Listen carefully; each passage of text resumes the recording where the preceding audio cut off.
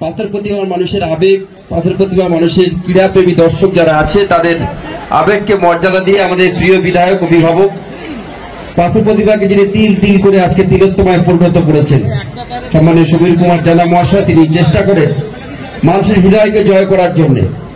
আমরা যতবার পাথর প্রতিমাতে এসেছি ততবার নতুন নতুন নতুন করে নতুন ভাবে নতুন কিছু শেখার চেষ্টা করেছি। সাংগঠনিক দিক থেকে তিনি যেমন দক্ষতার পরিচয় দিয়েছেন, সাংস্কৃতিক দিকে তিনি দক্ষতার পরিচয় দিয়েছেন। নিজে একজন টিচার, একজন শিক্ষক, প্রাক্তন শিক্ষক, সাথে সাথে নিজেও সংস্কৃত চর্চার সাথে জড়িয়ে রেখেছেন নিজেকে। যাত্রা জগতে তার অনন্য অভিনয় বিভিন্ন সময় বহু মানুষকে মুগ্ধ করেছে।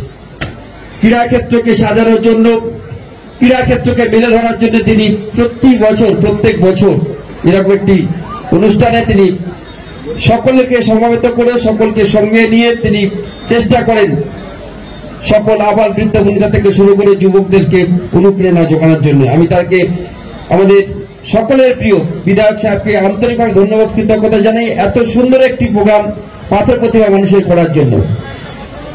মঞ্চে উপস্থিত আছেন আজকের এই মহতী অনুষ্ঠানে আমাদের সকলের প্রিয় মন্ত্রী, সুন্দরবন উন্নয়ন বিষয়ক দপ্তরের, আপনারা জানেন গত কয়েকদিন আগে তিনিও এই বয়সে একেবারে 80 বছরের যুবকের মতো তিনিও এমএলএ কাপ ফুটবল টুর্নামেন্ট সাগরদ্বীপের বুকে তিনি করেছেন।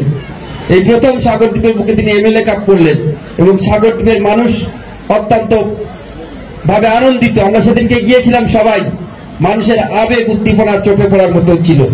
এবং আপনারা জানেন আমাদের আরেকজন প্রিয় বিধায়ক সম্মানীয় মন্টুরাম পাখিরা মহাশয়, প্রাক্তন মন্ত্রী, তিনিও কাকদ্বীপের বুকে কাকদ্বীপ ফুটবল কার্নিভালের নাম দিয়ে তিনিও একটি বড় মাপের টুর্নামেন্ট করেন। এক কথায় বলতে গেলে বাংলা আর ফুটবল দুটো অঙ্গাঙ্গী ভাবে জড়িত। বাঙালির প্রাণের ফুটবলকে সামনে রেখে আমরা একথা বলতে পারি, বাংলার হারিয়ে যাওয়া ফুটবলকে পুনরুদ্ধার করার জন্য 2014 সাল থেকে আমাদের প্রিয় মুখ্যমন্ত্রী মমতা বন্দ্যোপাধ্যায় সুন্দরবন কাপ এর মধ্য দিয়ে থানাকে সামনে রেখে, পুলিশকে সামনে রেখে, ক্লাব সংগঠনকে নিয়ে তিনি শুরু করেছিলেন সুন্দরবন কাপ। বাংলার বুকে ফুটবলের নবজাগরণ এসেছিল সেদিনকে। পরবর্তীকালে আমাদের প্রিয় সাংসদ অভিষেক বন্দ্যোপাধ্যায় তিনি ডায়মন্ড হারবার এমপি কাপের মধ্য দিয়ে তিনি এই জেলার বুকে, এই রাজ্যের বুকে ফুটবলের নতুন উন্মাদনা তৈরি করার চেষ্টা করেছিলেন।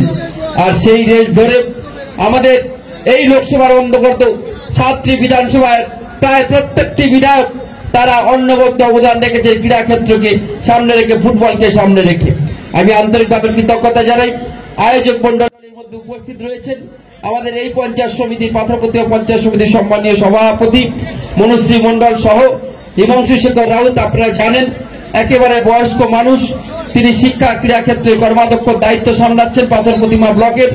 তিনিও এই খেলাকে এগিয়ে নিয়ে যাওয়ার জন্য যথেষ্ট চেষ্টা করে এগিয়ে নিয়ে যাচ্ছেন। কুলদীপদেব বর্মন রয়েছে, আমাদের সহকারী সভাপতি রয়েছে রাজ বাহাদুর সিং সহ একেবারে তরুণ তাজা সাথে প্রবীণদের যে মেলবন্ধন ঘটিয়ে আজকে পাথর প্রতিমার বুকে ফুটবলের নবজাগরণ তৈরি করার জন্য যে প্রয়াস, সেই প্রয়াসকে আমি আমার অন্তঃস্থল থেকে কুর্নিশ জানাই, কৃতজ্ঞতা জানাই, ধন্যবাদ জানাই।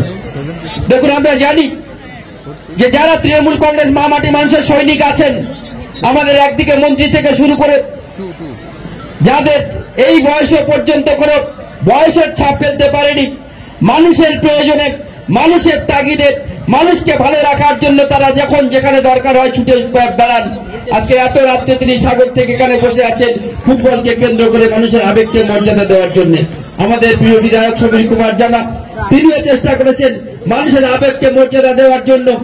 তৃণমূল কংগ্রেস এমন একটি দল, শুধুমাত্র উন্নয়ন, শুধুমাত্র ডেভেলপমেন্ট বা শুধুমাত্র একেবারে পার্টির কাজ, পার্টির মিটিং মিছিল নয়, সদা সর্বদা মানুষের প্রয়োজনে, মানুষের আন্তরিকতাকে সামনে রেখে, মানুষের একদিকে ক্রীড়া ক্ষেত্র, সাংস্কৃতিক ক্ষেত্র, মানুষের যে আবেগপ্রবণ যে চিন্তা ভাবনাগুলি রয়েছে তাদের সমস্তগুলোকে মর্যাদা দেওয়ার জন্য চেষ্টা করে থাকে তৃণমূল কংগ্রেসের সকল কর্মী সৈনিকরা।